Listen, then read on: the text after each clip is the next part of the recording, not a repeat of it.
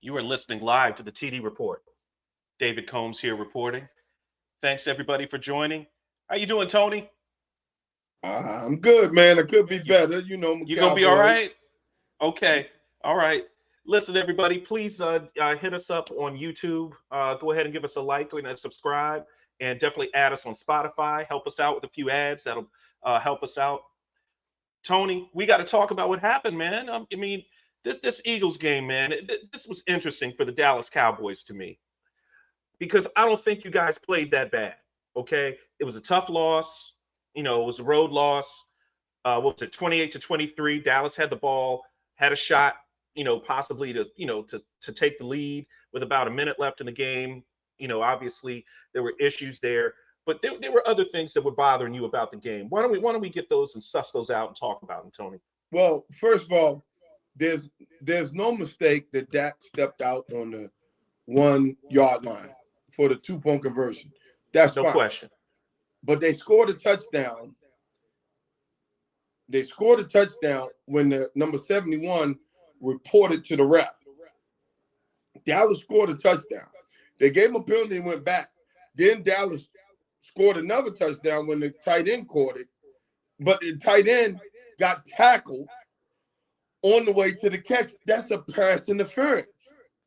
So, however you want to cut it. But see what gets me is where I lose respect. It's fine that you hate Dallas. But when you become a liar, then I have no respect for you. I have none. No Tony, respect for you when you become a liar and say, "Oh, that didn't happen." Man, you looking right at it. You look, looking right at it. And then you're gonna tell Philadelphia me fans, I'm Philadelphia seeing fans are something upset. wrong? Come on, man. Oh no, Stop. Philadelphia fans are upset about a play that was in the Super Bowl. We all know which one we're talking about, where the Kansas City Chiefs were able to get a pass interference call on where the defensive back turned a wide receiver. Okay, Grab them. we all saw it. We all saw that, and hey, I don't disagree. That was a tough call to get in that situation. Okay, because that pretty much cost them, not cost them the game, but it pretty much solidified that the game was going to be over, right? What happened with this Dallas Philadelphia game, what was interesting on the goal line play that we're talking about down to the tight end. What some Philadelphia fans and some football experts will say is that the receiver was not turned, right? That the receiver was not influenced by the extra hand that was on his leg, and that the receiver was diving for the football. If Mm-hmm. if you want to say that, I can buy it. I would say if I'm Dallas and you look at the situations of kind of how you ended up, you're going to look back and you look at that third quarter coming out of the locker room. Dallas did nothing in the third quarter, didn't score But a those point. are the wait a minute. Remember, the third quarter is when we had the two holding penalties where we moved the ball, and then they didn't have a holding, and they got that phantom interference call on On number plan, yeah, 21. they did. And they They kept picked. two drives open. They had two interference. Now, what you just said on the goal line, you're not turning and all that, that's full of shit. You know why? It's because that's if you out on the field. But when you tackle a dude, when you tackle him, tackling ain't turning. If you Mhm. tackle the dude out on the field, that's a PI. You ain't got to turn him if you tackle him. That's if Mhm. you in the middle and you turn and it's whatever. Obviously, it was on the thing, and everybody's like, "It's bang." It's bang bang because it's Dallas. If it was their team, it wouldn't be bang bang. They would be And crying and complaining. and therein is the beauty of NFL football. And this is why people are so passionate about it. This is why that you're at the water cooler at work, you're talking with your friends online. That's just kind of what keeps this thing going, Tony. You know what I'm saying? Dallas has what do they have this week? They've got New York comes to Dallas this week. Uh, Dallas needs to take care of business in the division. Number one, Philadelphia Mm-hmm. will be off this week. They have the bye, and the Washington Commanders picked up a big win. Okay, big win against New England, and some Washington fans are talking about some officiating as well. So Dallas fans are talking about it in a loss. Washington fans are talking about it during a win. Let's talk about the one play that I was concerned about. There was a quarterback sack. okay, that Washington got and was called for 15 yards unnecessary roughness. And really all it amounted to was, to me, look like a regular sack. What the officials are claiming is that the Washington player landed on top of the Did it quarterback cost them the and game? didn't. What's that? Did it cost them the game? No, it didn't. It didn't. Okay. I'm just talking about officiating in general, TK. Oh yeah, yeah, yeah. So he said he got the guest in the green room. Perfect. Um, So I'll go ahead if and it get him didn't cost them introduced. the game, I It don't didn't want to cost hear them the none of that. game, but we got to talk about officiating sometimes, and we'll talk about that as we go on. Everybody, I want to welcome into the show a guy that was, to me, is a legendary high school football coach here in the DC area, former St. John's High School head coach. John Ricca will be joining the show as soon as Cody gets him pulled up. Hey, coach. What do you say, David? Hey, I'm doing great. I wanted to introduce you to Tony Kennedy, my co-host. Hello, TK, this is John Ricca. Tony. Now listen, I feel you, Coach, we are so excited to have you on the show. man. You got the right guy to sympathize with you here. Yeah. Or bad, man. All right, we got the Johnnies in the house. We got the Johnny Mops in the house. So, Coach, you were inducted into the St. John's College High School Athletic Hall of Fame. We want to, from the show, for me and Tony, we want to congratulate you on an amazing accomplishment that, in our opinion, took way too long, man. You are St. John's, buddy. Well, thank you, David. Very great honor. I was humbled by it, and as you know, I don't humble too easily. But it's a heck of a club. You look at some of the names of some of the people in the St. John's Hall of Fame, impressive group, and it was a great night. Had a wonderful time with my family and friends and some former players, and it was a nice night for an old man. Well, Coach, you've got a big family, okay? You must have a million sons, man, and they all played football. JD, Keith, Kevin. Two of your boys played football at what is it, Catholic? Probably the two best quarterbacks Catholic University ever had. Yeah, they both. My oldest and my youngest played at Kevin.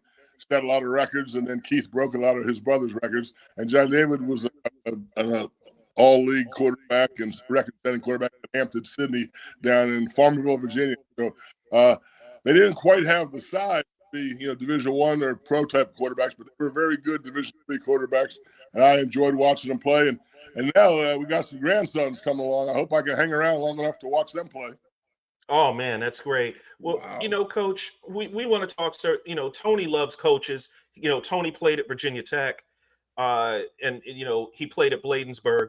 I don't know if you ever had him on your show, the 50-yard line, the high school show. I don't know if you ever got any of his highlights, but TK used to hold a state record in Maryland for most receptions, most receiving yards by a running back. Is that It was right? most receiving yards. Yeah, it was most receiving yards, period, in a game. Yeah, 297. Yep. You should have played for me up in Frederick. We went up there, and my youngest son, Keith, I took him with me, and he set 13 state of Maryland passing records. He still holds 3 of them, touchdown pass yards and attempts. But if we had 50 plays a game, 40 of them were passes back then. So he had a nice little advantage with his dad being the head coach. And, Wow. and what amazes me, Coach, is you're a lineman. You're supposed to want to be in the trenches, man. You're supposed to be wanting to push the pile. That's where the games are won and lost. I don't care what anybody says. But my 3 sons grew up, coaches' sons, watching. Started with Kevin, and brothers followed in his footsteps, and they all ended up being quarterbacks and pretty good ones. But no, I don't know why they big dumb linemen like their dad. But, it worked out okay.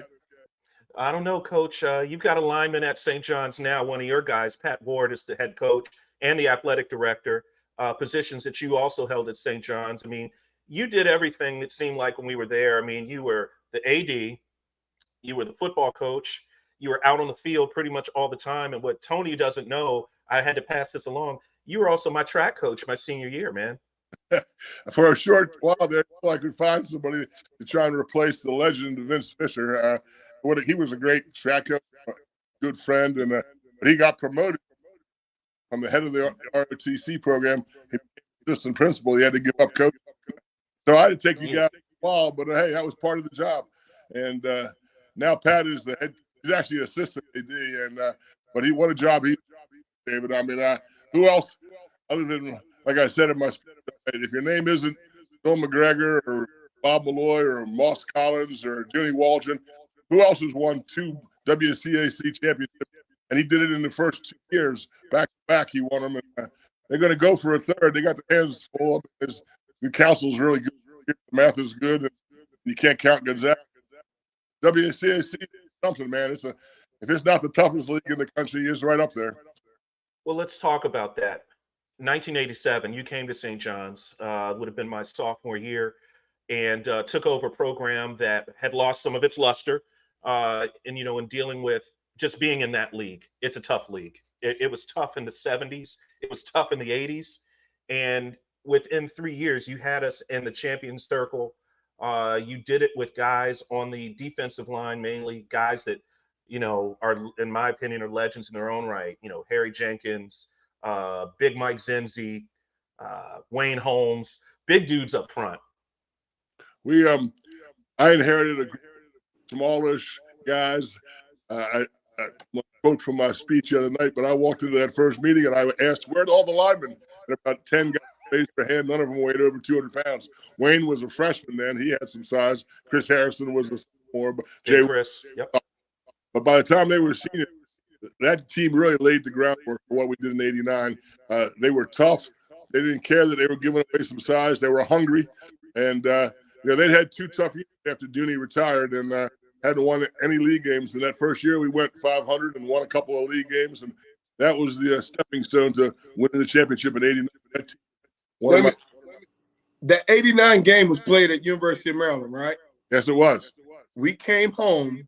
I'll never forget this. We came home for Thanksgiving from Virginia Tech, and we went to that game. It was played at University of Maryland because I remember we were there with all our Virginia Tech stuff on because I played with everybody from the Master. And that was the Kevin Plank team, right? It was. Kevin Plank scored the touchdown, the turn around on Johnny Dessler sacked the quarterback late in the second quarter. They were already ahead by a touchdown, getting ready to go up 2 scores, and corner blitz. Dessler sacked him. He fumbled. Plank picked it up and rambled in for a 50-yard touchdown, put us ahead 14-13 at the half, and then we came out pumped up and dominated the second half and beat them 29-13. That was the second time we beat them that year. That doesn't happen too often. The Master doesn't lose to the same team twice too many times. So that was a team and a special year for me. Yeah, now, I was at the DeMatha game during the season that year. That was a tough one. That was 12-9 St. John's at St. John's, as I recall. No, we actually jumped on them early. I don't mean to correct you here. That year, hey, you're the coach. We were up like 24-3 at half, and then they came back and we hung on to win like 24-17. And we had to make a punt from our own territory to keep it away from them later. They might have caught us.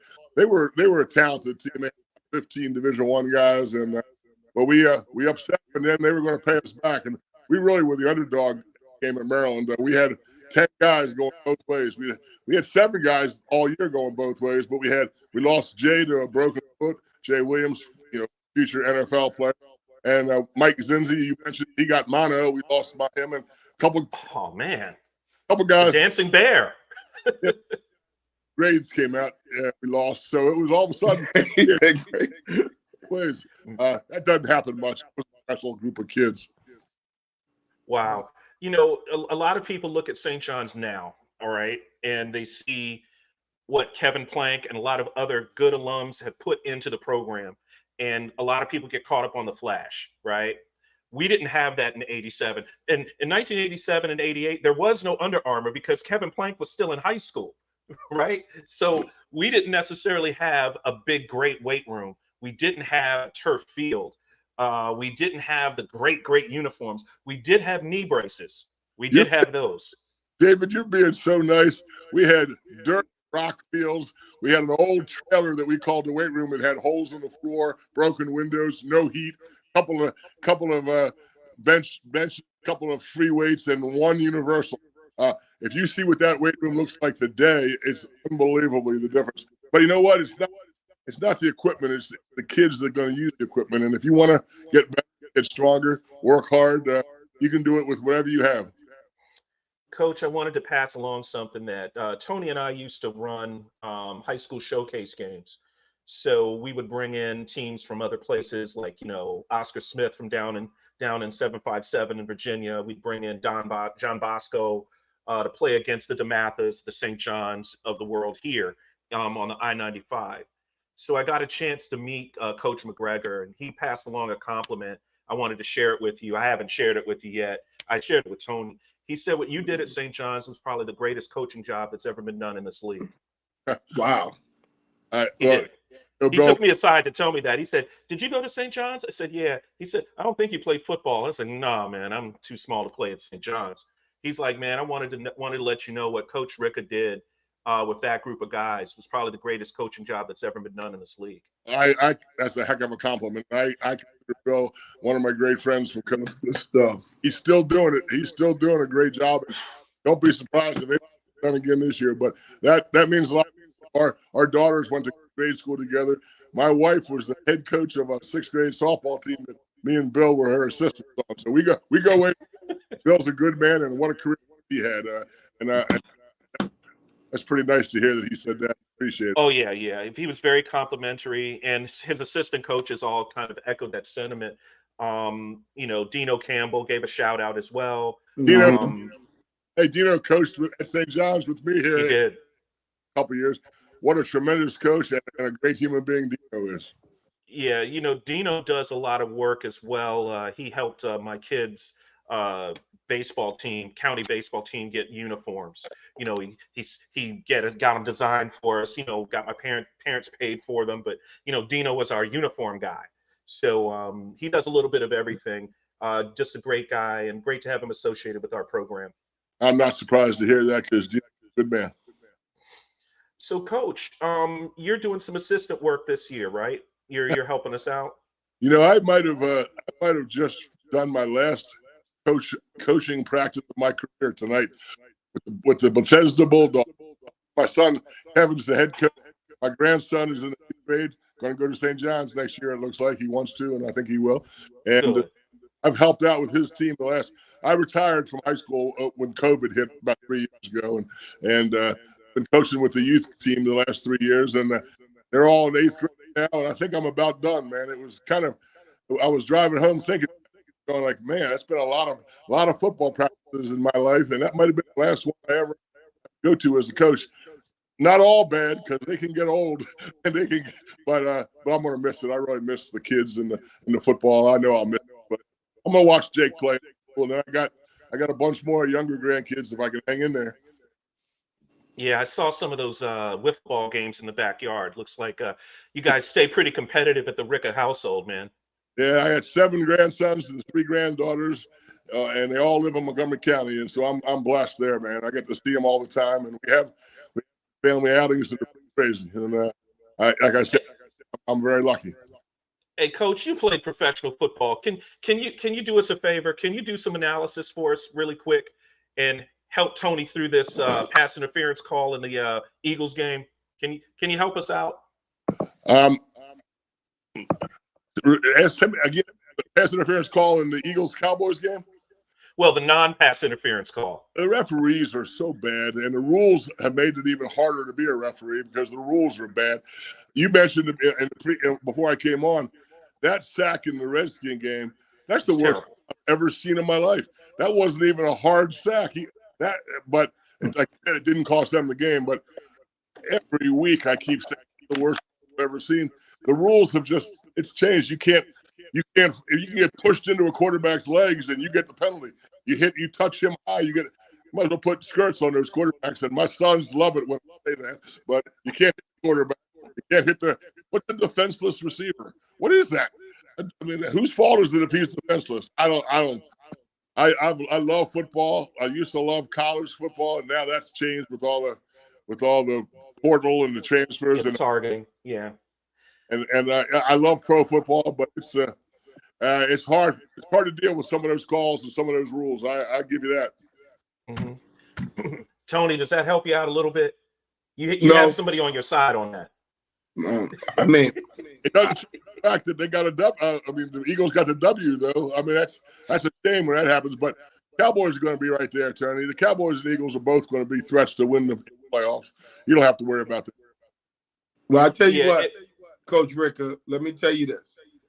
No team in almost 50 years from the NFC has gone to win the Super Bowl and gone back to the Super Bowl the next year.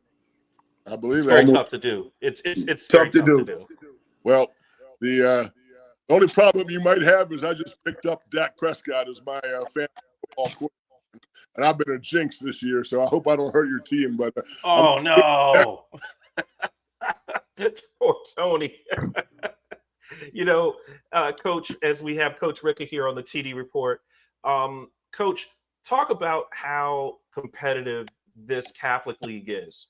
It was the WMAC when you were in it coaching. You went into the WCAC era where they went to 2 divisions. it's How always. tough is it to stay up on that top division? It's very difficult. I'll tell you, David. Even before I was coaching, back when I was in high school, it was the Catholic League. It's always been, I think, the elite conference in this area. But what's happened is some of the teams at the top, like St. John, have become national power. Kevin Plank had a lot to do with that. In my last 4 years there as an assistant coach, I got to see the country. We played in California, we played in Texas, we played in Missouri, we played in Alabama, Florida, New Jersey, Pennsylvania. I go on all against elite teams, and we represented DC pretty well. Won some of them. We played against Modern Day and St. Bosco from California. We played against a bunch of the guys that are in the pros now. The Pittsburgh wide receiver was in Alabama. Pickens, the Heisman Trophy winner, now with Carolina, played for Modern Day against us. And then, of course, the Gonzaga, quarterback for 3 or 4 years against us. He was the Heisman Trophy winner last year. And if you go play football, big time football, it doesn't get much bigger than the WCAC. It really doesn't. And let's talk about that as well. I got a chance to watch First Amendment. It's pretty much something I watch all the time. Your son Kevin is one of the hosts on there. He does play-by-play and color. Well, he does color for WCAC games. I think Kevin had the iconic call for the WCAC with the "Is God Purple?" I think on the Hail Mary. That was one of the most incredible high school plays ever. That was unbelievable play, unbelievable game. That was actually Ken Maricola, the play-by-play guy that came up with Is God Purple. But I think they all echoed it 2 or 3 times because what an unbelievable game and finish. And people don't remember it, but the last minute and a half, it was like 4 touchdowns scored. Yeah, it was like 3-4 touchdowns. It was incredible. That was great. It was incredible. The kickoff return. It was amazing. Getting a chance to watch, Kevin does his show. One of your former players, Marcus Ogden, he's got his own podcast. I've got a podcast. Coach, why didn't we start a media thing when we were all at St. John's? We could have raked in a little money, man. Yard lad, I could have taught that class, right? Yeah, you had a show. Seriously, TK, my man, our head coach had his own coach's show, and we thought it was the coolest thing ever. You and Mike Gilliam is that who it was? He's now up in New York doing a show, but he was a cable sports guy, and they asked us to co-host the show. We did it for 9 years, and you know what you're doing, what Kevin's doing with his guys, what Marcus is doing, what I did back in the day, it's so good for high school football.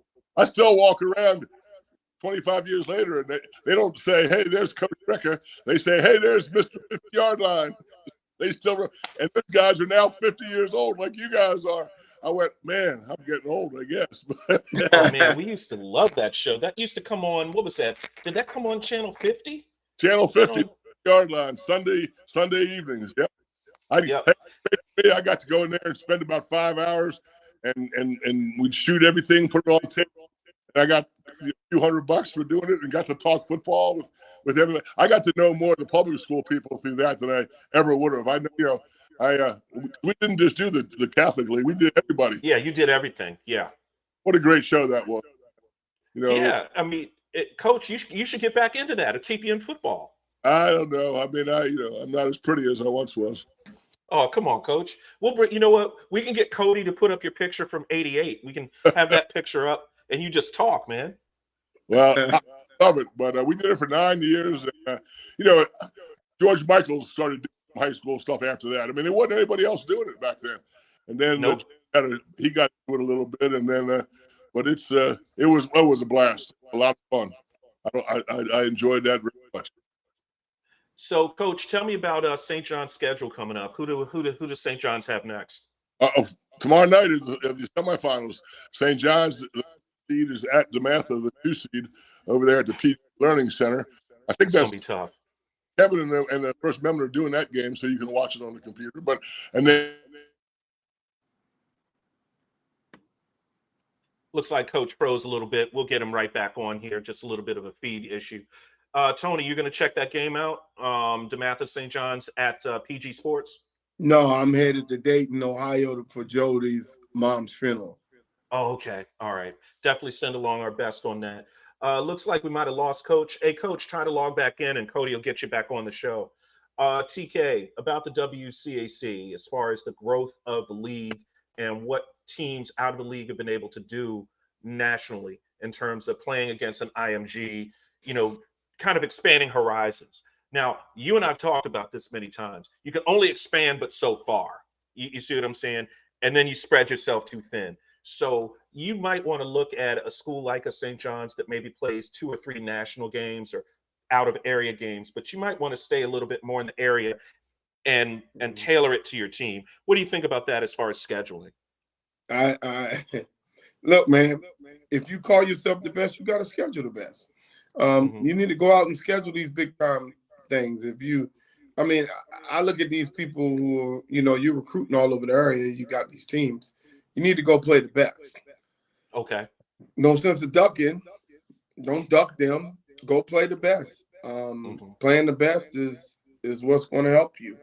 I think that's what makes you the league that you're supposed to be, is playing the best. The best competition, whether it's locally, the best competition, whether it's regionally or nationally. You should be you should be all in for that. I mean, that we as fans, we should be able to see all the best players go against each other. I mean, look, I love seeing teams like IMG come up here to play, whether they're playing St. John's, DeMatha, whoever. I love to see the best players in high school football. We've done this in basketball for years in the DC area. Oh, yeah. Great big time teams have been coming in here. Our teams have been going other places and, playing.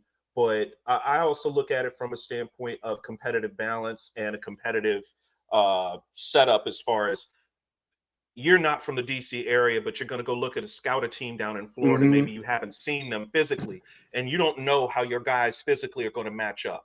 You see what I'm saying? There's going to be a speed differential, possibly even a size differential. You also want to look at not getting guys hurt. You see what I mean? And you are a high school football expert. So a guy like you could go, I can't do it because I haven't played before. And I don't watch enough high school to know, hey, if you guys go out here to this team up in Pennsylvania, they're so big across their front line on their defensive and offensive lines, they're going to just pound you to dust. You have to know that as a coach, and know that you're putting your kids in a situation where they can be competitive. Remember, I was the one that was putting together the big matchups for the I-95. And that was your job. Then I was starting to pick out ones, like I took DeMatha up to Bishop McDevitt. They had never played before. I did that. I took Gonzaga down to Charlotte Catholic. That's a great matchup, Charlotte. By the way. That's a great matchup. We were putting, I was doing these matchups with nothing. So when we come back and we have the funding, we're going to do big matchups all over. Whether we're down in Salisbury, Ocean City, or we're in Towson again, or wherever we're going to be doing bigger matchups again. I can appreciate that. And you brought up a great point when we did the Bishop Sycamore show, as far as these guys that are setting up the matchups. Those guys have to know better in terms of, hey, if you're going to come up here to St. John's, play against them, the offensive line might be a lot bigger than what you're used to where you play. And you could put your kids at not just a competitive disadvantage. Again, we don't want to see guys getting hurt unnecessarily. No. You see what I'm saying? And because, again, these are high school kids. These are not college. That's entirely different. You go to college, you got to learn how to protect yourself. High school coaches, athletic directors, administrators, your job is to keep your kids safe. Yes, it is. It is. Your job is to keep them safe and keep it right. I mean, look, man, this stuff is pretty hard, man. It's you know, I tell everybody, man, running these programs, recruiting, grades, all this stuff, man. Whether you down in Bullis' league or you wherever, man, this stuff is hard, man. This is this is Yeah, it's really not hard. easy. I mean, You're right. it's not easy, and they get a lot of criticism. hmm Well, I For mean, it's Tony, we're a competitive society, and then when you're talking about, especially on the high school side, parents look at it from a standpoint. I'm a former parent of a kid that was playing high school sports at a high level. um you're competitive, you want your kid to play his best or her best, and you're playing against the best. That Catholic league isn't just good for football, they're great in basketball, and they're really difficult to play in baseball too. It's not mm, top to bottom. The Catholic league here in the DC area is really tough. I should know, my kid was playing in it. You're playing against a St. John's that would have 6 7 Division 1 guys. yeah, uh, and coach alluded to it when he played against DeMatha in '87. They had 11 guys going D1. That was back in '87. DeMatha's been doing this for 30 years, 40 40 years, years. easily, and most of it was Coach McGregor. After that, it was Elijah Brooks who was doing that for quite a few years, And then and back to then Coach McGregor. back to Coach McGregor. I mean, the thing is with a school like a DeMatha, there's such a tradition there, and they pull off of that area so well in Prince George's County, right there in their little area, that kids come from other places to come there to play football and get good academics, get their grades together, and if they want to be able to play D1 football, they go on and play, and they do it every year, and they do it just as well as anybody else in the area. You know, and Gonzaga does a great job with it. They put a bunch of guys in D1. Hmm. St. John's puts a bunch of guys in D1. So when you get all of those, sorry, so does Good Counsel every stinking year, Oh right? yes. So Don't when you don't put leave that out Andy together, Stefanelli. yep, Andy Stefanelli doing a great job up there. And here on the TD Report, we don't want anyone to think that we are pulling for my team or Tony's team or whoever. We just talk about everybody regionally here. And if We're you've friends got with something to all of them. say, yeah, if you got something to Yeah. say, definitely hit us up. We want to get as many coaches on the show as we can. we Coach Ricka did me a favor today by coming on because he's the coach at my high school. But we'd love to get Coach McGregor on if he ever wants to so come on. so that people understand, we're friends with all of them, and we wish all of them well. Don't get mad at Dave because he cheers for his St. John's. Because if I had gone to one of those places, I would be cheering for my team too. Now I can be super neutral because I run a business and I didn't attend one of those schools. But we're friends with every last one of those programs. My crab bowl has fed into every last one of those programs, and we just wish all of them well. I mean, everyone in this area in the DMV, we may go back and forth with each other, but in reality, we're all in the same boat. We're all in the same thing. We TK, may when you fight now, but we together. we Tony, when you do a lot of work out of town and stuff, and you say you're from the DC area, the people that know high school sports, football or basketball, definitely. Hey, football, isn't that where DeMatha is? You're like, yeah, they're right down the street. Hey, isn't that where Gonzaga is? Yeah, they're in the city. And people, that name recognition that some of our schools have nationally, definitely regionally, but nationally, when you go outside off of the Eastern Seaboard, Mhm. people know about these schools. Know about They've it. heard of our schools. They know So about it. that's a Hmm. testament to the coaches and to the administrators and to the kids and the parents at those Yep. schools that give us such a great reputation. Hey, Tony, I want to run something by you real quick. Let's talk about what's going on next week. Not a lot of great games on the NFL slate, but I think a game we're going to be talking about is going to be this San Francisco at Jacksonville. We're going to be talking about that one.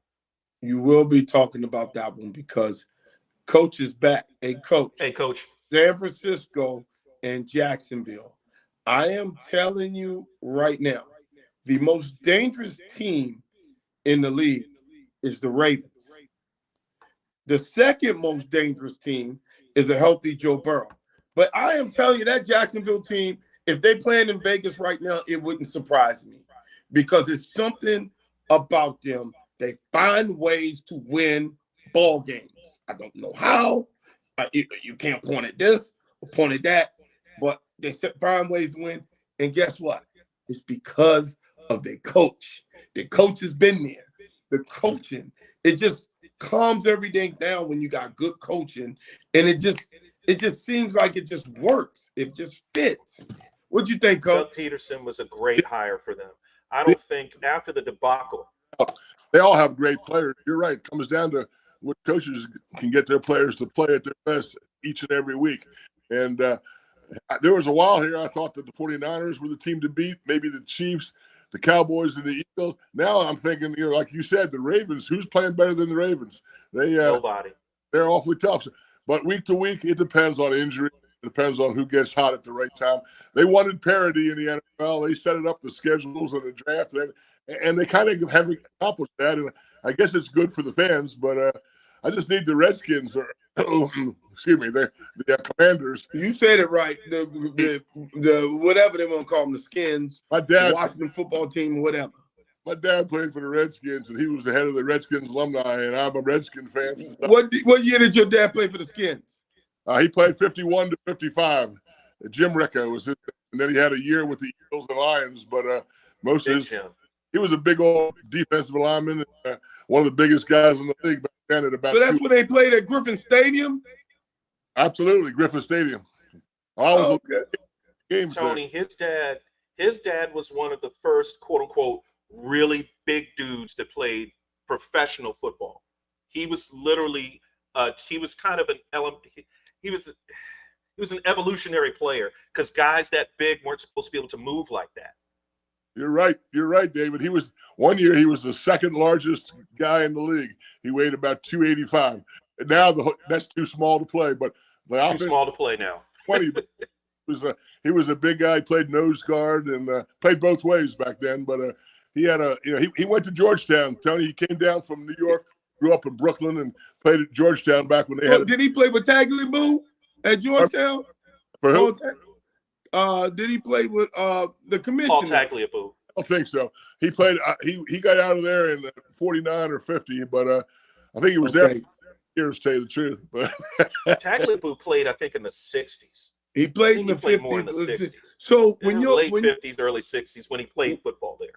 Your dad played right after Sammy Baugh, right? My dad was a rookie. Sammy Baugh's last season with the Redskins. They played together. Wow.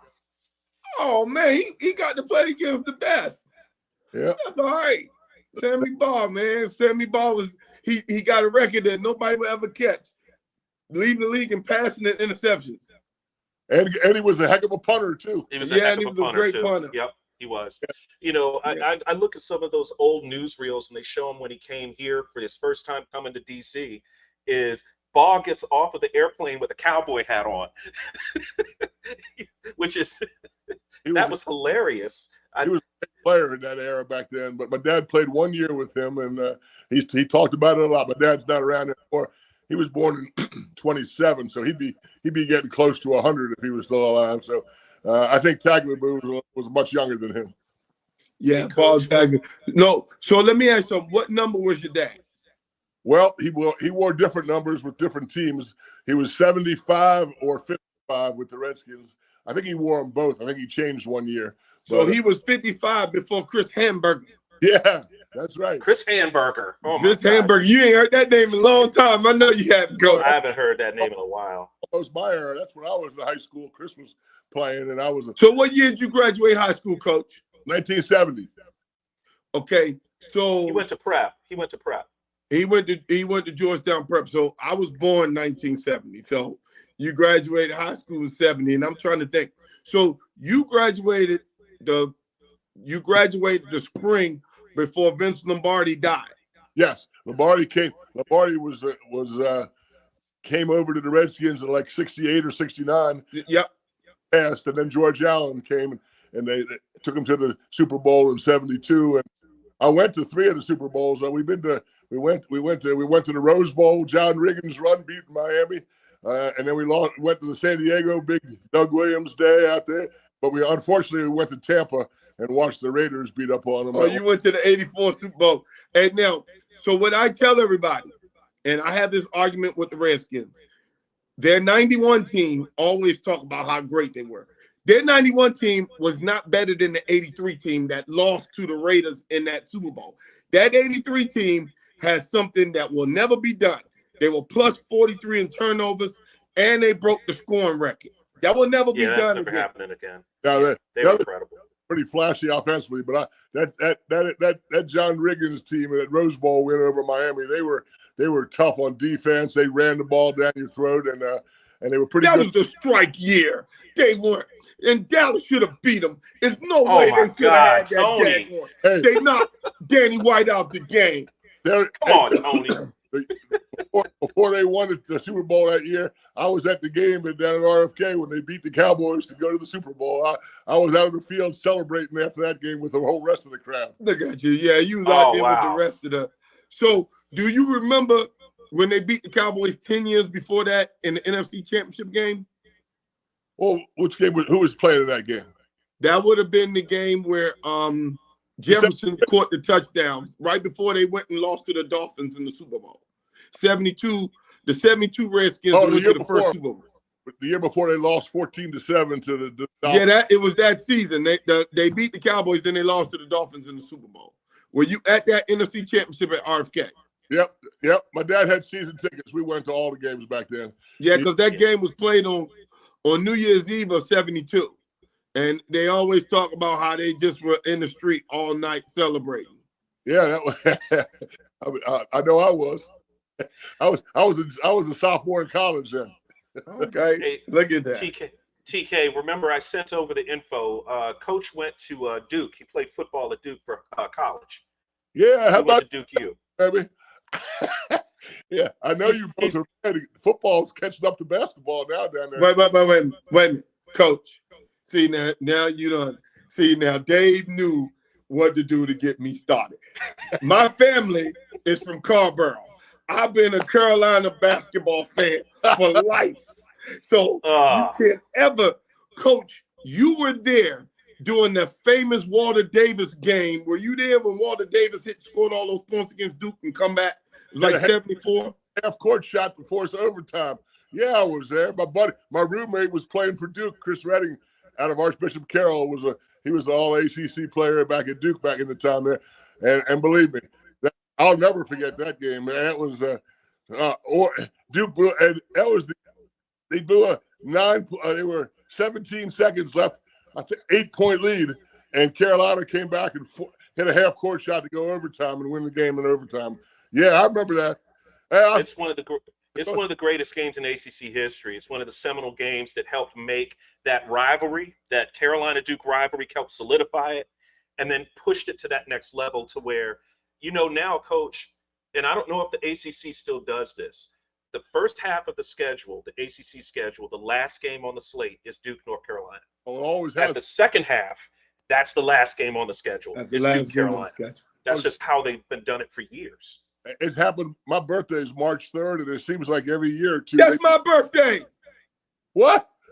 You got the same birthday? March 3rd? March 3rd, 1973, baby. I'm March 3rd, 1952. So, but hey, that's a special. That's why you know history and stuff. Duke and Carolina played on our birthday all the time. They played on our birthday all the time. They played on our birthday in 1984 when they ran into the cheerleaders and we had to come back and beat you Jordans last year. They played on our birthday so much, and that date stays in my head. They played on our birthday. You're right. Oh my God, I cannot believe that. That's been some good birthdays and some bad birthdays for both. It's been some. Hey, listen, I'm going to tell you something. On 4/2/22, Mike Krzyzewski was coaching 42 seasons. That's when Carolina beat him in that Final Four. I said, I don't care what happened no more. As long as we send Krzyzewski home. They got a little better last couple of years. And now it's like not looking good for Duke because Shire's not able to recruit too good. He's only getting 4 or 5. He got that big. Listen, he got that white boy who's supposed to be doing all that stuff. What's his name? The kid from Call the Six in Gamba. They just signed him. You talking about Cooper Flagg? Yeah, Cooper Flagg. Yeah, Cooper Flagg's incredible. He's going to be really good. Yeah, he's special though. Yeah, he about to do some work there. But you know, it's really interesting. Cool. It doesn't matter. Talk about. It doesn't matter who has more talent when they play. Oh yeah, it doesn't matter. Doesn't matter. Somebody's going to win and somebody's going to lose every year. It doesn't matter. You never know who's going to win those games. I think I've been to 3 of those games, but I went to my buddy Brian Davis' last game, which was like March 7th of '92 at Cameron. And that's when I really got to see the one, because that was my only time ever in Cameron. And I got to feel that in Cameron. And it was just, it's another world. And it's just look like most people don't understand. It's a big high school arena. It's a small gym and people right on top of each place. Yeah. It's beautiful. It's the way the basketball should be played. It's, high school basketball. It's like a bandbox. They're like right on. You're trying to inbound the basketball, and there's a kid like literally right over your shoulder. Right? It's an amazing venue, and Duke is never going to not play there. Tony, were you the same year as Brian Davis? Yes, we were teammates. He was Bladensburg too, right? Yep, we were teammates. Yeah. He was a heck of a player, man. He could D anybody up, man. He played some defense. Yep. It's one of the best teams in ACC history. I mean, it's one of them, but that team could never hold. That team could never stay with the 81, 82 Carolina team, man. Let's stop that. You know what? We could argue that. You know what we need to do? We need to get a table full of crabs and beer, and we can just all argue that out and talk about that, because that would take hours. So that you know, and we erase this. Brian and I friends. So I said, Brian, I want to go to Final Four, Carolina make the Final Four. He like, all right, because he knew they were going for some reason. But Carolina made the Final Four, and they so happened to be playing Kansas. So it's Dean Smith versus Roy Williams. And then it was Duke versus UNLV. I mean, to this day, they're still one of the best Final Four. Dean Smith got kicked out of the game. Yep. At the end of the game, Kansas went. Now, because I'm a good sport, I got tickets from a Dookie. I cheered for Duke that night to beat UNLV. And part of it was selfish too, because I didn't want to see them be undefeated, and I wanted to see my teammate, my ex-teammate, at least go play in the national championship. Now, I cheered for Duke that game, and then I cheered against them. So, being at that game, I tell you, that's probably still the biggest game in Duke basketball history. That was huge. 91 against Vegas? Yes. It's the biggest game in Duke basketball history. I won't argue because they had that gorilla on their back from 80. Did. They had the gorilla on the back from 86. From 87 when they lost to the thing. They made it in 88. In 89 they lost. And so now it's 90. I mean, 90 they got blown out. Then 91. But you knew about the year before? Oh, the year before, 103 to 73. National championship game, yeah. The championship game, it was that was a great feeling. But this year, I actually cheered for Duke because I was at the game and I wanted to see my boy. And he made some of the biggest baskets down the stretch because they were doubling and he was cutting. It was such a great environment in that old Hoosier Dome. And then after the game, I'm still with all my Carolina shit on, chilling with Christian Laettner and Brian Davis. And everybody's like, how the hell do he know them? And why is he chilling with these Carolina people? Meanwhile, I was pissed because I just saw my coach get thrown out the game. And I'm thinking, man, if we played them on the championship, we would beat them. But there you go. Styles make fights. We could not beat Kansas, but we could beat Duke. There was no way Duke was going to lose to Kansas. And you know, when I tell people styles make fights, that was it right there. We needed to win that because you guys didn't match up against us that year. I tell you what, that was when college basketball was great. Oh God, it was great. You got to watch those guys play for 4 years. Oh, done stuff, man. You know, I can't remember half the guys who played for Duke 5 or 6 years ago. It's so different now. It's with the conference expansion, Coach. Here on the TD Report with Coach John Ricka, St. John's Hall of Famer. Just the way that the conferences are set up now, it's not the same as it used to be. So when I talk to people about what it was like to be an ACC guy during that time, I like the old way that the ACC tournament was. The ACC tournament back then just took 3 days. That's all it took. You know, you're in the semifinals after, 2 games, you're in the semis. It just went so fast. You had the old double round robin for the scheduling. It just made it simple. Now you've got so many teams in the ACC. We raided the Big East, pulled in a bunch of teams. It's not really the same anymore. The Big East with Georgetown, Syracuse isn't in the Big East anymore. They're in the ACC. Pitt isn't in the Big East anymore. They're in the ACC. It's just not the same. It's not that I don't enjoy college basketball or even college football. I don't get to talk as much trash to Coach Ricka about UVA against Duke in football anymore because the league has gotten so big. You see what I mean? There's going to be situations where they won't have those rivalries there. I think UVA should play Duke in football every year, but that might not be the case because the league has gotten so big. So big. It's so different. It's what I call adapt or die. We can't hear you, Coach. It's all. I'm sorry. Go ahead. Can you hear me? Yeah, we got you now. You're good. Go ahead, Coach. $90 and all the decisions that get made. It's all about money, and it's not good for necessarily for the sport. But we can live those old days. But Tony, we did this. Us fans, we did this because we wanted more.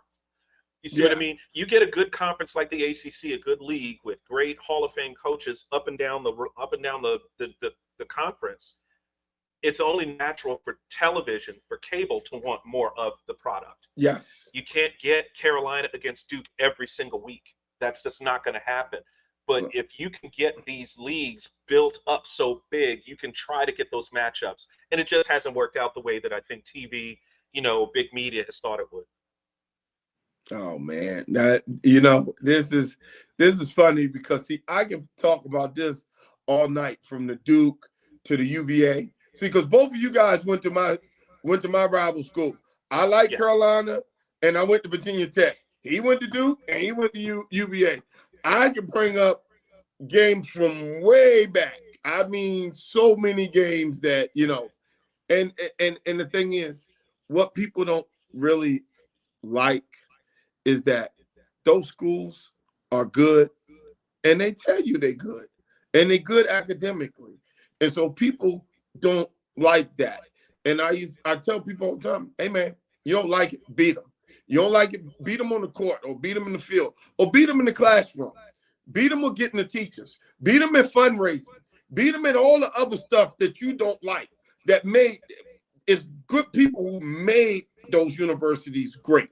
Those universities are going to be around for a while. Whether the ACC do whatever, they can't go without these places. They can't go without the brand of Duke, the brand of UVA, the attraction of Virginia Tech, which having the richest alumni living in the most expensive area next to San Francisco in the world and all of Northern Virginia. You can't survive without all that. So the ACC got lucky. They got very lucky because they got the whole East Coast. That is the reason why they're going to be around. Those are great universities. Let's not kid ourselves. NIL, no NIL, great universities. And it's always going to be a need for great institutions like we have here. And I think my belief is that have done it the right way.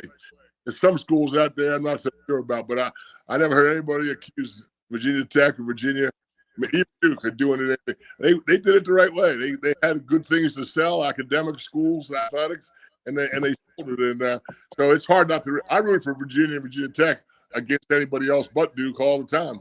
Both do. And I found myself doing it now. Like I said, man, it's only when we go head to head in this basketball and everything. I really don't really care too much about it anymore like I used to. I used to couldn't just stand Duke for anything, man. I want them to. Now I cheer for them because of the ACC, and I'm I want them to softening do on well. Duke. I'm softening on Duke Yeah, because Tony, when my son was looking at colleges, Duke was one of the schools he did look at and considered. And I hated to say it. People might not like me saying it. He kind of seemed like a Duke kid. He's a pretty smart guy, serious about his academics. And had he gone to a Duke, I would have been more than happy to send him there, me and his mom. And he was, he's happy where he's at. He wanted to go to a Catholic school, so he ended up out at University of San Francisco, coach. So if you ever happen to be out there, you can look him up. the Go Dons. see a I, Giants game or something. I knew David because you a Facebook junkie, man. I follow you all over Facebook. I know you just got back from the West Coast, right? Or are you going out? It's Or are you heading Yeah, out? I'll be out there again. Yeah, I'll be out there again really soon. My uncle lives out there. He's kind of getting up in years anyway, so it kind of works out that Harrison is out there anyway. So I can work in two trips. I could work in two situations in one trip. So That's a Jesuit school, isn't it? San Francisco. it is. It Yeah, is a very old school Jesuit school. good. Very close knit. You know what, Coach? What and Tony talked about at great institutions. What my son was looking for was he wanted to be in a large city, but he wanted to go to a smaller school. And so the types of places that he would be looking at would be like a Georgetown, Boston College, something kind of like that. And he found that at University of San Francisco. I don't put this out on social media, but I guess I can say it now. Coach, I didn't pass along to you. He got a full ride. He got a No, full academic ride to go there. So going to the Heights here in the Catholic League, right here in our WCAC, the academics there were so tough that he just feels like he was really prepared there. He's doing really well. And according to him, he's going to bring home all A's his first semester in college. You academic guys know that first semester getting that straight A's, it makes it a lot easier as you go along. You're not trying to go uphill. You're just trying to stay at the top. I can tell So, you any A's my first semester at college. I'm well, proud. Coach, Following in Bill Russell's footsteps. oh well, that's something. It's he lives right near the convocation center, right near his dorm. The baseball venue is down the street. Literally, it's like a stone's throw or a baseball's throw, what have you. Um, Let me run some by you. One of our texters commented on the show. Coach, what do you think about NIL from your era? How would NIL have worked in your era? I think that, and I thought this when I was playing, that the players were getting a little taken advantage of and should be getting. We got $15 a month for laundry fee, and we got we got room and board in our books and our meals, but the universities are making a killing. I have no problem with the players being reimbursed. My problem is the quarterbacks are getting $3 and $5 million. That's, I mean, they can't survive off of a couple $100,000. I mean, we got a quarterback saying, "I don't have to go pro next year. I can make more in college if I stay another year." Well, But But Coach, NCAA, we've heard this before. huh? You go to Alabama, you're already getting $50,000 worth of laundry money. They've Well, been giving those guys at the SEC. Those guys in the SEC have been getting paid for 100 years. true, but now it's legal to pay guys 3 or 4 or 5. How about the coaches? There's no surprise that Coach K and the coach at Carolina and Villanova, they're all getting out. Now you got to recruit, find a good pay plan for your recruits, and then recruit them again next year, or they'll leave and go somewhere else. It's a That's night. right. I can't imagine coaching in college these days. Can't imagine it. Yeah, those old school coaches all got out of the game right around at the same yeah, time. Man, We're all of a certain vintage, so we remember we talked about Coach Knight on our last show. Rest in peace to Coach Knight. We talked about old school coaches and how eras and things have changed. This new era of coaches, whether it be football, whether it be basketball, baseball, whatever, it's going to be tough for them. It's going to be tough for those guys to hang around for 20 years, 30 years. How long was Coach K at Duke? 42 years. I mean, you're just not going to see that anymore. I don't think so. Yeah, that's old. That's done. That's just not going to happen. That era is gone. When has Boeheim left yet? Yeah, he's gone this year. He's gone. Okay, so Coach, what are the chances? You just tell me this, and I don't want to be one of those crazy conspiracy people, but think about it. Everybody has gone within 24 months after the NIL came through. I think the NIL was the thing that leveled the playing field. And now these coaches really, really would have to really, really recruit and coach. It just all of a sudden, everybody gone at the same time. How do you keep your players happy? They come in, they want to be starters, and they're only the seventh man, so they go to the portal. Or they don't get enough shots, so they go in the portal. Or they not. Or somebody else is getting 500,000, they're only getting 300,000, so they go in the portal. How do you deal with that? I can't. You certainly. And how do you? The old school coach Bobby Knight wouldn't have lasted a week. Not at all. Had a team that left, but I don't know. I don't. The NCAA has disappointed me in recent years with a lot of the stuff they've done. They got to legislate it better. Let the players get paid, but keep it a little bit, so more fair, more equal. Let some of them offensive linemen get some money. Not just those guys get beat up, man. Yeah, who knows? Yeah, but that's. I'm just looking at it. It just seemed odd that all the guys leave at the same time. It's the end of an era in a lot of ways. But Villanova, Syracuse, Duke, Carolina. All right, come on, man. Well, think about this, Tony, and we'll end the show on this. Let's think about it. When you end an era, the conference expansion had already happened. So you've got a Duke in the same league with Syracuse when 20 years ago they were in different leagues. Syracuse was over here in the Big East. Duke was in their own league. Once you put Rick Pitino, Mike Krzyzewski, Jim Boeheim, let me see, who else? Roy Williams, all in the same league. It's not the same thing as when they were all in different leagues. You see what I'm saying? So the landscape changed so much. A lot of those old school guys just decided, hey, this is just a good spot for me to get out. And that's what they did. And these young coaches, the Tony Bennett's of the world at UVA that are relatively young guys that are starting to, cut their teeth and starting to win more. This is their opportunity. I mean, there's a vacuum in the ACC right now.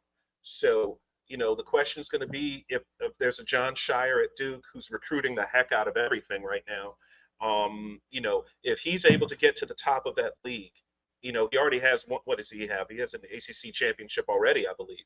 So you figure if he can get himself to a Final Four, if he can get himself to a national championship game, what does that mean for Duke going forward? It means great things going to continue to happen. Similar to a Krzyzewski, it's going to be very interesting to see how that works. That being said, a local guy, Hubert Davis, local guy, Lake Braddock guy who's at North Carolina now, he's going to be he's got a tough season coming up. I mean, they underperformed last year, and yes, he's a Carolina alum. And look, no, Coach, nobody was happier that he got that job than me and Tony, that Hubert Davis got the Carolina job. Seeing John Shire at Duke, then you factor in this. Grant Hill, another Dookie. He is the executive director of U.S. men's national basketball team. He's like Don Corleone. If you want to get on the men's national team, you got to go through Grant Hill to get there. Those are two of the premier jobs in all of basketball. The Carolina head coaching job that Hubert Davis has, and the executive director of U.S. men's national basketball for USA Basketball. Those are two of the best jobs in all of basketball, period. And we have local guys that have those jobs. How cool is that, guys? And they're both special, very intelligent, well-spoken, great players, and nice guys. Very much so. So we're going to end this edition of the TD Report. One of my favorite editions because we got to have my old high school coach. I didn't get to play for him. I ran track for him. John Ricca, welcome to the St. John's Hall of Fame, Coach. Welcome, Nobody Coach. better, man. Thank you for coming on the show. And we want to make sure because of your school's background that we don't get in trouble right here. Tomorrow's a special day for a lot of people who went to y'all school. Happy Veterans Day to a lot of the people, from, the background. Happy Veterans Day. We want to make sure we say that out to everyone. Happy Veterans Day. Absolutely. Hey, Thanks for coming on, Coach. Thank you very much for having me on, Tony. I appreciate it. I enjoyed myself, and you guys do a great job, and thank you again. You always Thanks, good with me, appreciate you got the best birthday we gotta in do the that world. crab thing. We got to do that crab thing with some beer and talk about He got the football best and old birthday in the sports. world. I can probably talk 3-3. I never turned down too many crabs or beers. All right, bro. there we go. Thanks, Coach. All right, guys. Have a good night. Guys, catch us on Monday. We'll be back on Monday. Thanks, everybody. Thank you. Show. See you guys.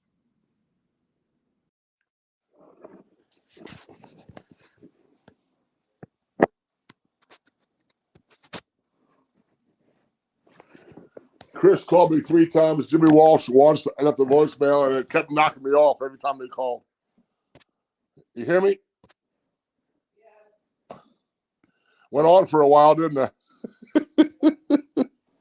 45 minutes.